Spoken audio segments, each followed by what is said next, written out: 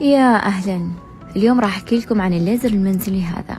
أول شيء في عدسة أساسية تستخدمينها لكامل جسمك، يجي مع الليزر النظارة والموس هذا وملحقاته. يعني تعليمات الليزر إنه أول شيء تكوني شايلة جسمك كامل بالموس قبل ما تشيلين الليزر أو قبل ما تسوين الليزر ب24 ساعة.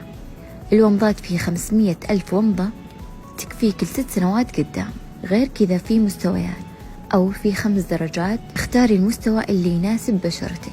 طبعا هو يناسب جميع البشرات ما عدا البشرة الداكنة. الومضات فيه تلقائية، لما تضغطين على زر التشغيل تلقائيا راح تشتغل من 3 إلى 5 ثواني.